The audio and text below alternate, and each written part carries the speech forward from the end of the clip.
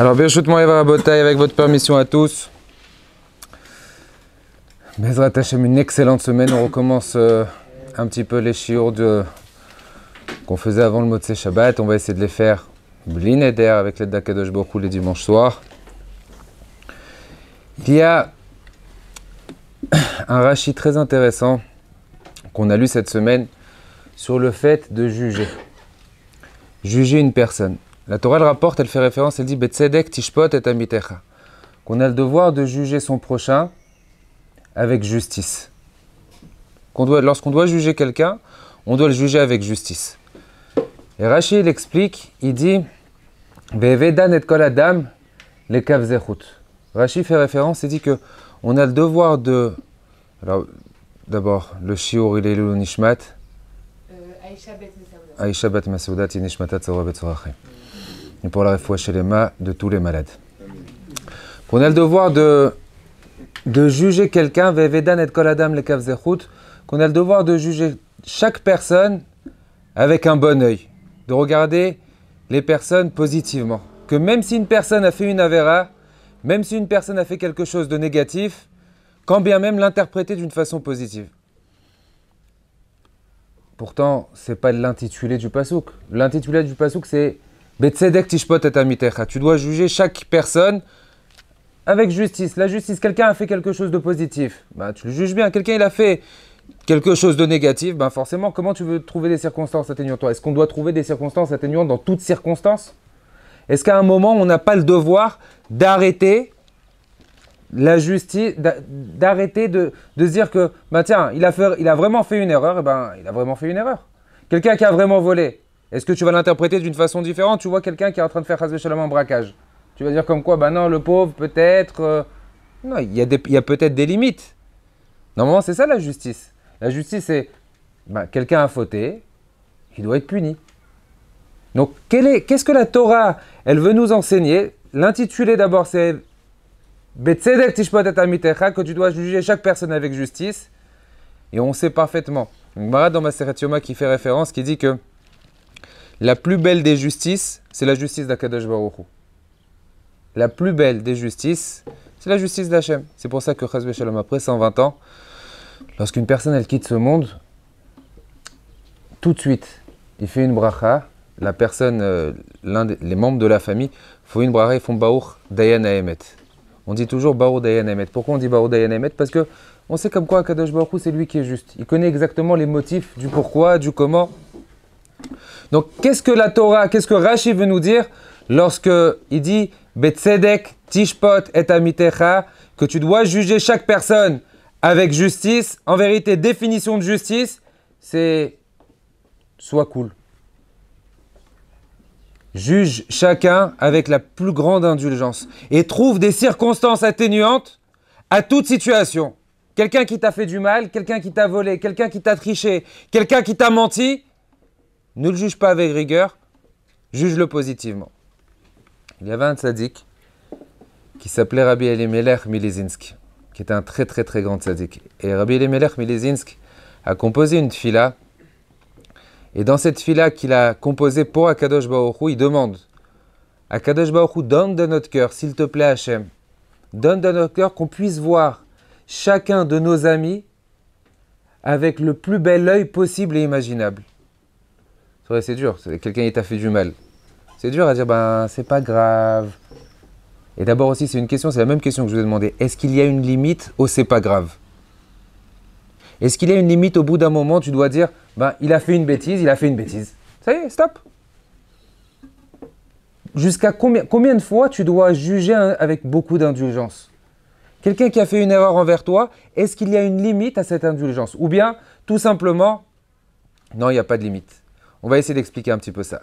Je suis en train de vous dire, avec les Melech Milizinsk qui disait Ten belibenu, Akadosh Baruch Hu, donne dans notre cœur, généré, qu'on puisse voir, qu'on puisse avoir le mérite de voir être mal à travers nous, de pouvoir voir la grandeur de notre prochain. Velo et resrono, et pas les défauts qu'il puisse avoir. C'est vrai que notre œil, on a un œil tout le temps critiqué. C'est une très très belle histoire que j'ai rapportée Motzei Shabbat. Il y avait un nouveau couple. On dit que c'est Raphaël Kanievski qui avait l'habitude de raconter cette histoire.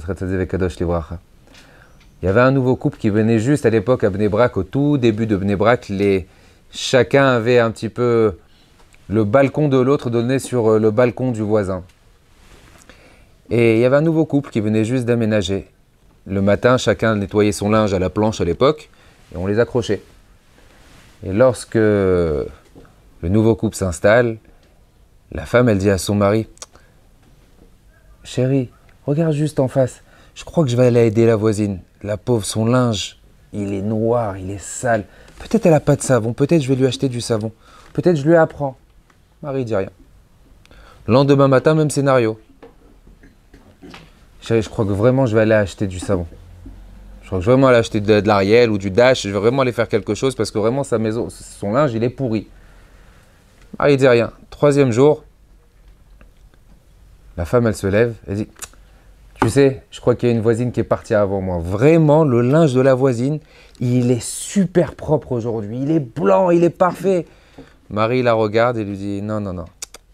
J'ai juste nettoyé les vitres de la maison ce matin. » Parce que des fois, malheureusement, on regarde, mais avant de critiquer, ou avant de parler, ou avant de donner un point de vue, il faut d'abord se faire une introspection soi-même. Regarde d'abord toi, comment tu es? De quelle façon tu te comportes? Avant de faire une réflexion sur quelqu'un, d'abord se faire sa propre introspection. D'abord voir de quelle façon moi je me comporte avant de juger l'autre. La Mishnah elle rapporte dans Pirkei Avot et c'est une très très belle Mishnah. Je pense que je l'ai partagé avec dans certains shiurim. On dit que la Mishnah elle rapporte, elle dit après 120 ans, on dit qu'Akadosh Baruch Hu, il va faire avec nous din vecheshbon. Qu'Akadosh Baruch Hu va faire après 120 ans des comptes et des jugements. Alors en vérité, la traduction littérale est dans l'ordre. C'est Akadosh Baruch Hu, après 120 ans, il va faire din, des jugements et des comptes. La question de beaucoup de nos sages s'interpellent et demandent normalement dans la logique. C'est d'abord, tu fais des comptes, on regarde qu'est-ce que tu as fait, on analyse d'abord ta vie. Akadosh Baruch Hu, après 120 ans, vous savez comment ça se passe? C'est un très très beau midrash. Après 120 ans, Akadosh Baruch Hu, on monte chez Hachem. La toute première question qu'Akadosh Baruch Hu pose, la toute première question, d'abord c'est comment tu t'appelles. La première chose. C'est pour ça qu'à la fin de la Hamida, très important, on a tous notre nom juif, à la fin de la Hamida, on est obligé de dire notre pasouk qui commence par le début de notre lettre et par la fin de notre lettre. Parce que c'est la seule chose qu'on va se rappeler. Ça sera ce pasouk. La première chose qu'on va se rappeler, ça sera ça. Tellement qu'on va être perturbé, ça va être la première chose qu'on va se rappeler. Donc la première question qu'il va nous poser Hachem, c'est comment tu t'appelles. Et après, il va nous poser deux questions. Est-ce que tu as été Kovaetim la Torah? Est-ce que tu as étudié? Est-ce que tu as fait tes mitzvot? Et Akadosh Baruch Hu va faire passer le film de notre vie. Lorsqu'il va faire passer le film de notre vie, il y aura tout le monde. Nos parents, nos frères, nos sœurs, même ceux qui sont sur terre, leurs neshamot, elles vont monter en haut. Même ceux qui restent vivants, les neshamot, elles vont monter en haut. Et vous savez que lorsqu'on va faire la débat, lorsqu'on va raconter l'histoire, même les pensées qu'on a dans la tête, vous savez comme dans les bandes dessinées, Mavdil et Lef Avdalot, avec les trois bulles, tu sais, il y a celui qui parle, tu as le truc là, et tu as les trois bulles, celui qui pense, tout va être écrit. C'est-à-dire que style, je dis bonjour à quelqu'un, ça va, tu vas bien dans la tête, qui me prend la tête celui-là, tout va être mis en relief. Ça veut dire que l'archoma qu'on va avoir, et d'après Zohar Kadosh, Zohar il dit comme quoi, le vrai Gehinam, le vrai enfer, c'est pas on nous brûle, on nous fait mal ou un truc comme ça. C'est l'archoma. C'est la honte. La honte, et vous savez, lorsqu'une personne a la honte, elle rougit. Et imaginez la honte, mais puissance 1000. Parce qu'en vérité, tous les sentiments vont être multipliés et déculpés. Donc ça veut dire que celui qui va... L'archoma qu'on va avoir, et l'une des questions, donc ils vont nous poser la question Haïm Kavat Haïtim la Torah, est-ce que tu as étudié? Mais si on fait référence, si on regarde exactement la Mishnah ne dit pas de cette façon. La Mishnah ne dit pas on commence par faire les comptes et après on fait les jugements. La Mishnah elle dit d'abord on fait les jugements et après les comptes.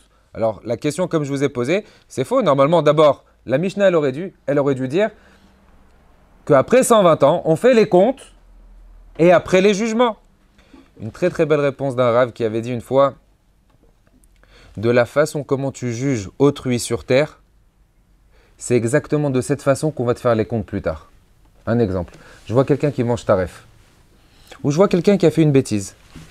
Et dans ma tête, avant même,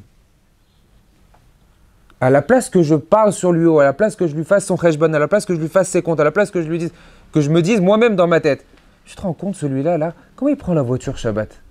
C'est pas possible. Tu te rends compte celui-là, là, comment ça se fait qu'il mange taref? Il comprend rien. Avant même de faire les comptes, Akadosh Baruch Hu veut voir de quelle façon tu as jugé sur terre. Et de la façon d'abord comment tu as jugé sur terre, et ben dans les histoires de notre vie qui ont été similaires, Akadosh Baruch Hu va voir, ben tiens, tu as jugé avec indulgence, tu as pensé des choses quand même positives sur un Ben Israël, bien que tu aurais pu penser quelque chose de négatif. Et ben c'est comme ça que je vais juger avec toi. C'est pour ça qu'en priorité, la Mishnah elle dit qu'après 120 ans, on va d'abord faire des jugements. Quel jugement? On va d'abord regarder à chaque fois que tu as jugé quelqu'un sur terre. À chaque fois que tu as parlé sur quelqu'un, d'abord on va commencer à regarder par ça. Avant de faire nos comptes. Avant de regarder, vous savez, notre Neshama après 120 ans, tous les soirs, elle remonte chez Akadosh Baruch Hu. C'est le motif pour lequel on fait Netilat Yadayim tous les jours. Vous savez que Netilat Yadayim, parce qu'on goûte la mort. Vous savez, de la même façon que lorsqu'on va au cimetière, on doit se laver les mains. Vous savez que le matin, lorsqu'on se lève le matin, c'est exactement la même chose. Pourquoi c'est exactement la même chose? Parce que tu as goûté la mort. Aujourd'hui, combien c'est pas que ça me fait de la peine. C'est des fois, on se retrouve même dans un cimetière et on voit, malheureusement, ça rigole, ça parle, ça se fait des blagues. Il y a des femmes qui viennent pas de sniout. Je suis tout le temps, je suis terriblement choqué. Des fois, on peut arriver dans un cimetière, on voit des femmes pas, la tête pas couverte. Oh, mais il y a des morts. C'est là où on va terminer. Combien de réflexions on doit avoir? Qu'on ne peut pas se comporter avec légèreté, qu'on ne peut pas se comporter d'une façon comme on a envie. C'est comme dans une synagogue. On va pour un mariage. Ou même on va même pour Shabbat. N'importe quelle occasion, on rentre dans une synagogue, on voit, il y a un Sefer Torah. Il y a un comportement à avoir. Il y a un vrai comportement à avoir. Il y a une façon de se comporter. Il y a une façon de se comporter devant la Torah. Il y a une façon de se comporter si on se trouvait devant un roi. Si on se trouvait devant quelqu'un d'important, ben, on se tiendrait, on ferait attention, la façon comment on parle, la façon comment on discute, la façon comment on rigole. On ne peut pas se permettre de tout faire. Et malheureusement, des fois, même dans un mariage, ou c'est que c'est dans une synagogue, combien de fois, des fois, on voit c'est pas de sniout, mais c'est pas l'endroit d'Akadosh Baruch Hu. Vous savez, des fois, aujourd'hui, on reçoit dans les cartes d'invitation, on reçoit un dress code. On vous dit dress code, faut être habillé en bleu. Ou dress code, faut être habillé en blanc. Ou dress code, faut être habillé avec une black tie. Chacun avec cette harouette qu'ils ont envie. Mais tu as un dress code dans une synagogue. Tu as un dress code, tu ne peux pas venir. Akadosh Baruch Hu t'invite, tu ne peux pas venir de la façon comment tu as envie. On ne peut pas. Pour revenir,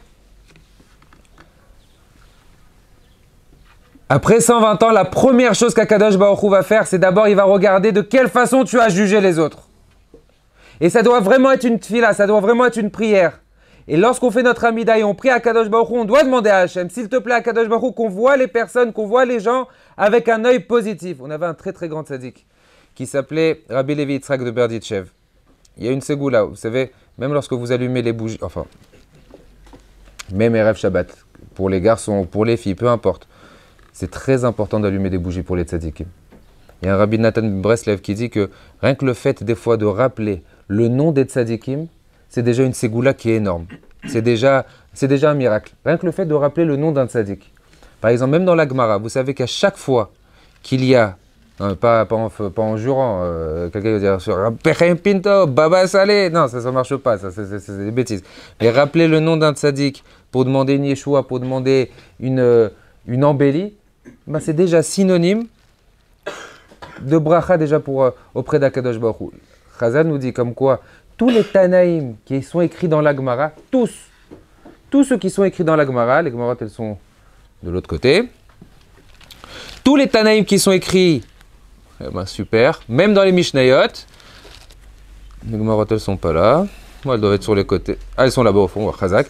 Tous les Tanaïm qui sont écrits dans les Gemarot, ils avaient tous la possibilité de pouvoir faire Triatametim. chaque Tana qui est mentionné, on va dire Rabbi Shimon, Rabbi Yehuda, Ravina, Ravashi, tous ces Tanaïm-là, ils avaient la possibilité de faire la résurrection des morts. Ça veut dire que le fait juste de les rappeler, ça rappelle quelque part les mérites auprès d'Akadosh Baruch Hu. Donc rien que le fait des fois, c'est ce qu'il dit Rabbi Nathan, que juste de rappeler le nom d'un tzaddik, c'est déjà synonyme de miracle.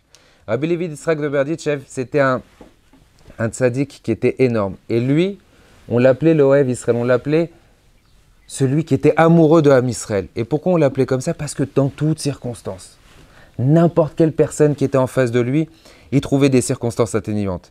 Et il dit que lorsqu'une personne, écoutez la gravité de la chose, je parle sur Lévin, je vais dire tiens ce Lévin là, voilà comment il se comporte, ou bien je vais penser même dans ma tête.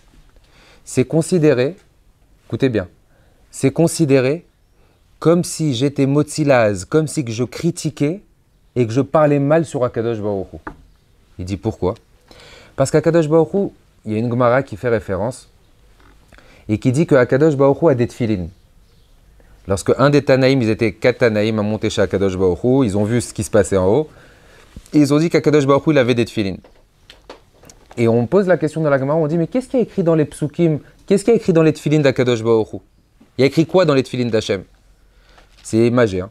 Qu'est-ce qu'il y a écrit dans les tefilines d'Akadosh Baruch Hu? Mika amecha Israël goy echad ba'aretz. Il y a un seul pasuk à l'intérieur. Qui est-ce qui est comme Am Israël, un peuple unique sur terre?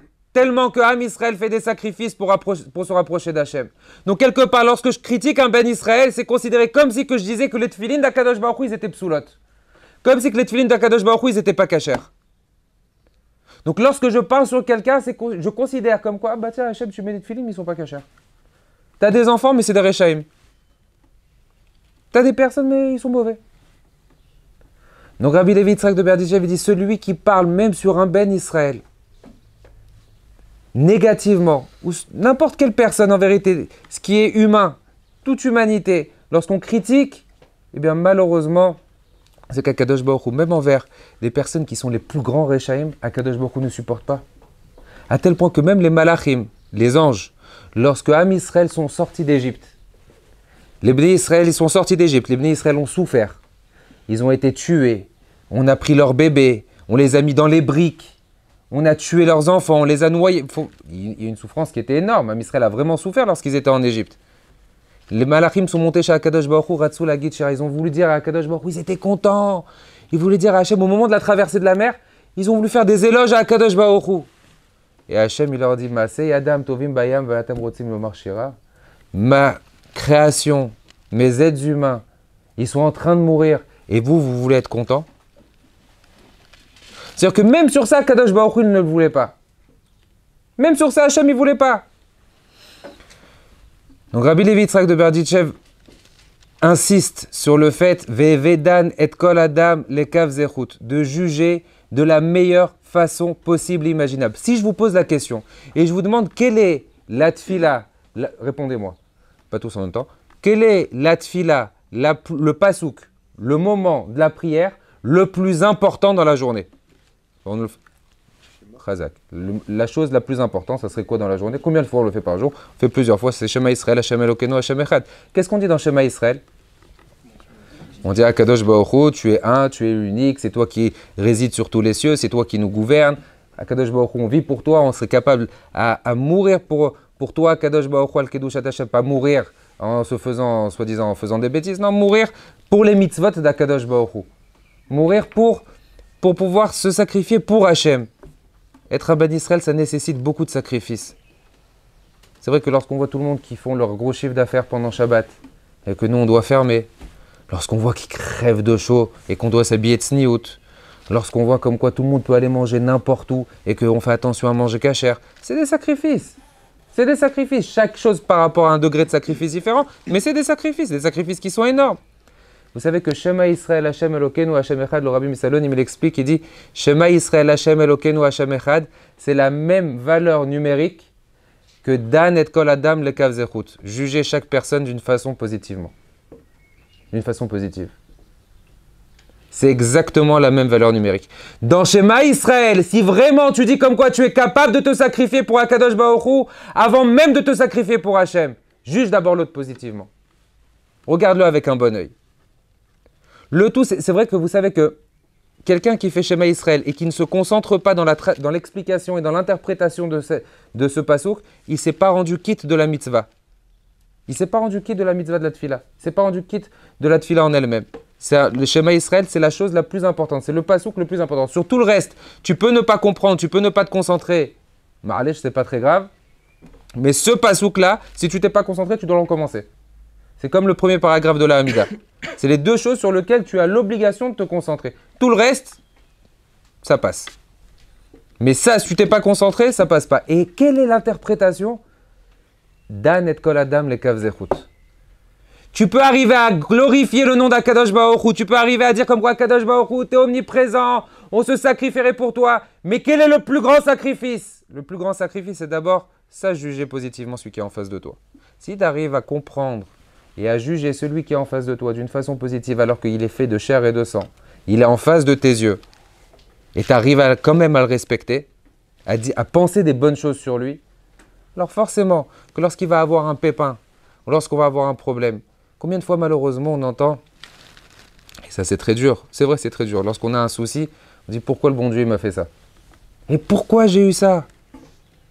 Et pourquoi j'ai pas une vie plus facile? Et pourquoi? Et pourtant je fais, et pourtant j'essaye. Et pourquoi? Le pourquoi, il y a tout le temps. En vérité, si on est honnête avec nous-mêmes, on a tout le temps des explications.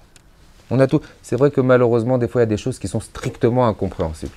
C'est vrai, Chas Shalom, il y a vraiment des fois où il y a des souffrances, des trucs qui sont strictement incompréhensibles.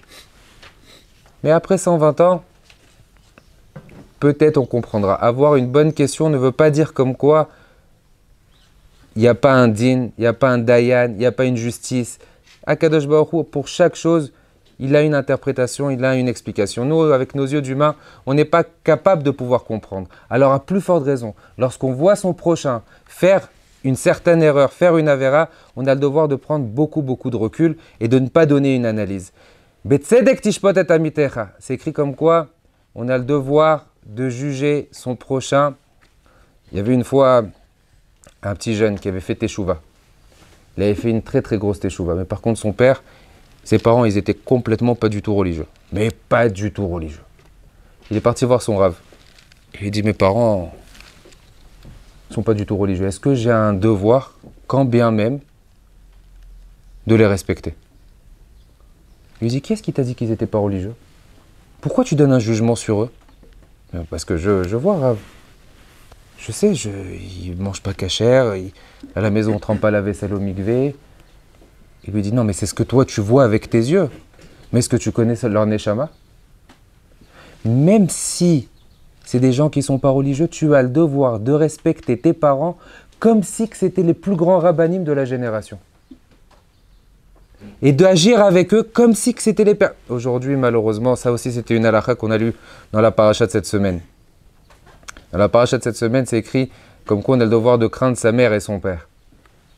De respecter son père et sa mère dans un autre endroit. Et cette semaine, on a lu comme quoi on a le devoir de craindre sa mère et son père. Craindre, ça ne veut pas dire on a peur qu'ils nous frappent ou on a peur qu'ils nous font du mal. C'est pas ça, craindre. Craindre, c'est vraiment agir avec ses parents comme si qu'un roi passait. Avoir un respect envers ses parents comme si qu'un roi y passait. Que le roi a la possibilité de vie ou mort sur nous, et bien comme ça, avec nos parents, combien de fois malheureusement on peut soutenir le regard de nos parents, on peut les regarder de travers, on peut leur répondre, mal leur parler, parce qu'on va faire un jugement sur nos parents.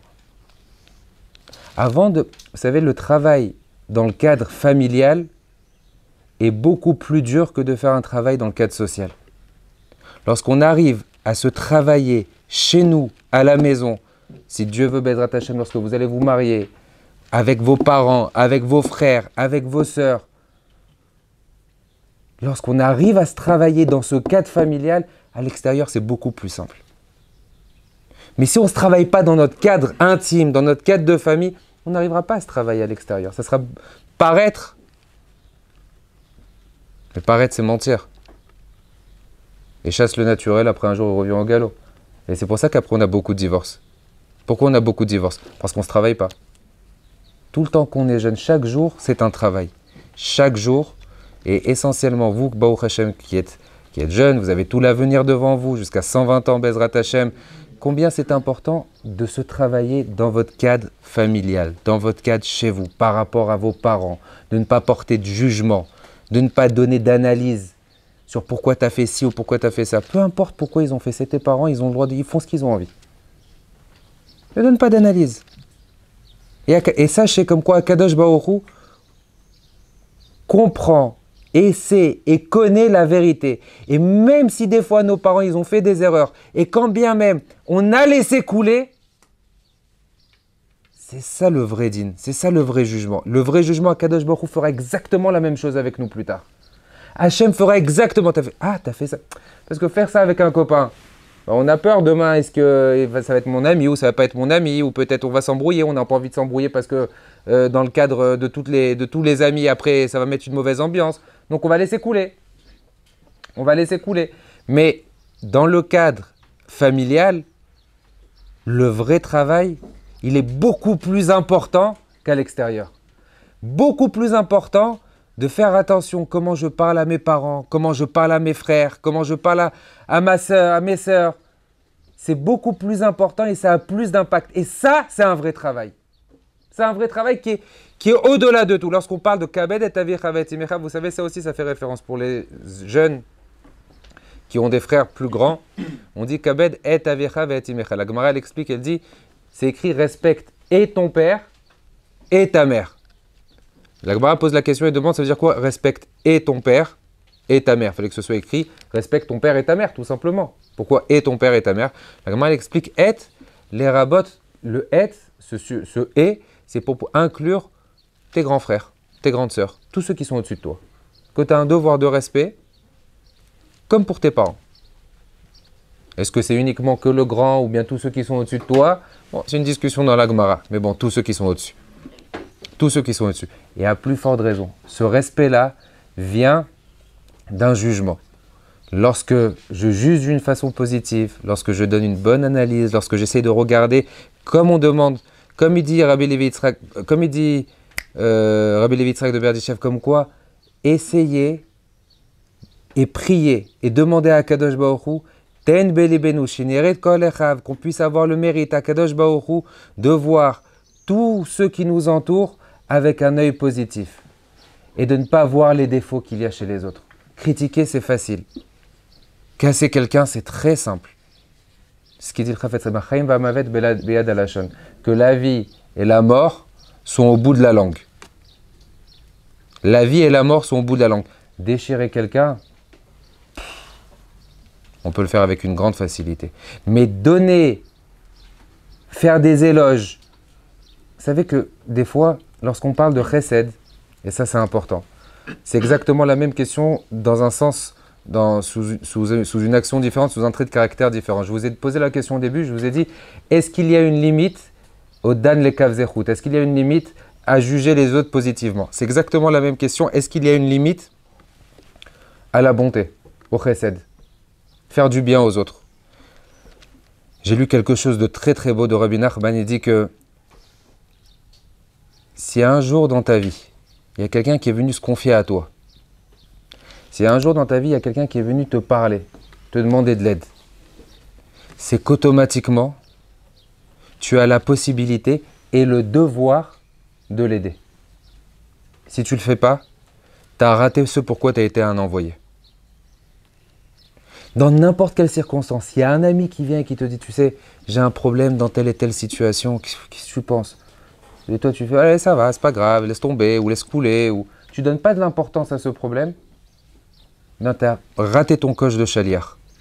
Tu as raté ton coche d'être un envoyé d'Akadosh Baruch Hu. Et faire partie des envoyés d'Akadosh Baruch Hu, c'est comme le courrier. Tu as la lettre normale avec un petit timbre, tu as des chronopostes, tu as des DHL, et tu as high speed où c'est qu'en quelques heures ça peut arriver. Soit tu as un bon chaliar, soit tu as un bon envoyé, et là Akadosh Baruch Hu il va tout le temps te choisir. Tiens, il fait du bien, il se comporte bien, il agit bien, il essaye d'alléger les autres, il est attentionné. Alors je vais le prendre à lui comme associé, parce qu'il fait vite les choses et qu'il donne de l'importance. Mais de l'autre côté, ne pas donner d'importance, j'ai raté mon coche. Il n'y a pas de limite au chesed. Il n'y a pas de limite à la bonté. Maintenant, la bonté, comme je vous ai expliqué à certaines reprises, il y a plusieurs panels dans la bonté. Il y a plusieurs façons de pouvoir faire du chesed. Il y a des personnes qui vont faire du chesed avec de l'argent. Il y a des personnes qui vont faire du chesed avec leur temps. Il y a des personnes qui vont faire du chesed. Une fois, j'avais fait shiur. Et j'ai dit, d'accord, si vous n'avez pas d'argent, donnez du temps. Et il y a quelqu'un, Blénara, Kadosh Baruch Hu, il a beaucoup aidé. Et il dit, Rabbi Raphaël, vous pensez que si je donne que du temps et pas d'argent, ça marche? Je lui dis, non, il faut faire, toi, Kadosh Baruch Hu t'a donné les moyens. Il faut donner et du temps et surtout de l'argent. Toi, Kadosh Baruch Hu t'a donné de quoi donner de l'argent, tu dois donner de l'argent. Mais il ne faut pas s'acheter une conscience, dire, bah tiens, je l'ai aidé. Quand on voit un pauvre, ce n'est pas le montant le plus important qu'on va donner. C'est la façon comment on va le donner. Si je le donne avec sourire et encouragement, mais je vais lui donner peut-être une petite pièce ou je vais lui donner un petit billet, ça a beaucoup plus d'importance que si j'avais fait un gros chèque. Et tiens, c'est la façon comment je véhicule et comment je fais ma mitzvah. Et comment je veux aider mon prochain. Pas uniquement, c'est pas le montant, c'est la façon. La façon est beaucoup plus importante que le montant en lui-même. Dans le chesed, il n'y a pas de limite. Dans Dan Lekav Zechut, dans juger aussi positivement, il n'y a pas de limite aussi. Chaque fois que vous pouvez vous remettre en question, chaque fois qu'on peut se remettre en question, moi le premier, et à la place d'avoir une analyse négative, essayez de trouver des circonstances atténuantes dans chaque circonstance, essayez de dire oui mais là à ce moment-là il a agi d'une telle façon, bon bah le pauvre il a du mal à se réveiller ou il a passé une mauvaise journée et ça s'est mal passé et il m'a dit telle et telle chose mais en vérité il ne le pense pas, il a un bon cœur, trouvez tout le temps quelque chose à Kadosh Baruch Hu, même si après ça va craquer, même si après à force de le faire une fois, 2 fois, 10 fois, peut-être un jour ça va craquer. Mais au début, si vous le faites, Akadosh Baruch Hu le remarquera. Il a été Dan Lekav Zechut. Il a bien fait les choses. Alors qu'Akadosh, et surtout pendant cette période, surtout pendant la période du Homer. Période du Homer où c'est qu'on n'a pas de musique, où c'est qu'on est un petit peu en deuil pour les élèves de Rabbi Akiva. Et pourquoi en deuil pour les élèves de Rabbi Akiva? Pour le même principe. Chez l'Onagou Kavod Zebazé, parce qu'ils ne se respectaient pas. Et pourquoi ils ne se respectaient pas? Pour quel motif? Bon, ça c'est un long Dvar Torah, pourquoi ils ne se respectaient pas, mais quelque part, le fait de ne pas se respecter émane du fait que j'ai un mauvais jugement sur mon prochain. Donc justement, la réparation de tous ces contes du Homer, la réparation pour pouvoir recevoir la Torah, la réparation, même le schéma Israël, comme je vous ai dit au début, vient d'une racine. Dan et kol adam lekav zechut. Essayons de se travailler. Essayons d'être plus performants dans le fait que lorsque je vois mon prochain, de ne pas le juger d'une façon négative, mais d'essayer de le juger de la meilleure façon positive. C'est comme ça qu'Akadosh Baruch Hu nous aidera, Bezrat Hashem. Je vous souhaite une excellente semaine, remplie d'amour, remplie de Torah et remplie de réussite.